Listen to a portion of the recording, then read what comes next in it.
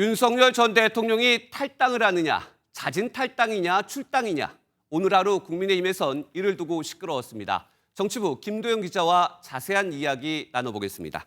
김 기자, 윤 대통령 거취 문제 그동안 얘기는 많이 있었지만 오늘 유독 뜨거워진 이유는 무엇입니까? 네, 국민의힘이 그야말로 발등에 불이 떨어졌다는 방증으로 보입니다. 네. 당장 대선이 20일밖에 남지 않았죠. 경선 후유증부터 후보 교체 내홍까지, 거기다가 홍준표 전 시장도 당과 절연을 선언하면서 내부조차 원팀이 안 되고 있습니다. 네. 반전 카드가 필수적이겠죠. 그 카드로 보수 성향 평론가인 서정욱 변호사는 윤 전 대통령의 탈당 가능성을 언급했습니다. 저는 조만간 빠르게 내일이라도 대통령의 희생적 선제 탈당, 그러면 또 다시 한번 대선판이 휘청거릴 수가 있거든요. 서 변호사는 용산 대통령실과 나름대로 교감이 있는 것으로 알려졌는데, 윤 전 대통령이 탈당하면 당장 친한계부터 선거운동에 적극적으로 임할 것이라고 주장했습니다. 네. 하지만 서 변호사가 직접 윤 전 대통령 측으로부터 직접 들었는지는 아직 밝혀지지는 않았습니다. 윤 전 대통령의 탈당이 반전이 기회가 될 수 있다. 정말로 국민의힘에서는 그렇게 생각을 하고 있는 겁니까? 네, 원내 의원들의 의견을 직접 한번 들어봤습니다. 네. 우선 친한계는 지금 일부 강성 지지층만 보고 대선을 치르면 필패라는 분위기가 팽배합니다. 친한계로 분류되는 정성국 의원은 MBN과의 통화에서 최선은 윤 전 대통령의 출당이라고 강조했습니다. 결국 중도의 마음을 얻어와야 하는데, 윤석열 전 대통령과의 절연의 의미로 출당이 최선이지만 스스로 탈당하는 것도 자선의 방안이라고 생각합니다. 네.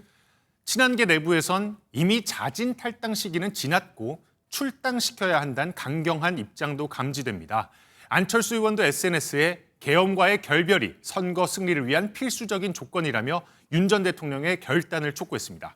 친한계에서는 자진 탈당도 아니고 아예 출당을 시켜야 된다. 이런 목소리가 나오고 있는데 그 외 의원들은 어떤 반응입니까? 네, 다른 목소리도 좀 들어봤는데요. 네. 중립지대로 분류되는 한 의원은 출당이나 탈당 주장은 친한계 의원과 안철수 의원밖에 하지 않는다고 주장했습니다.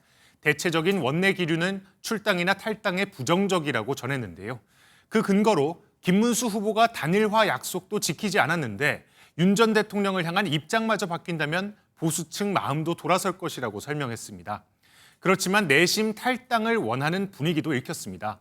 영남권 한 의원은 탈당하면 안 된다는 의견은 없지 않냐면서 김문수 후보도 내심 탈당을 원하니까 김용태 비대위원장 내정장을 통해 속도 조절을 하는 것이라고 말했습니다.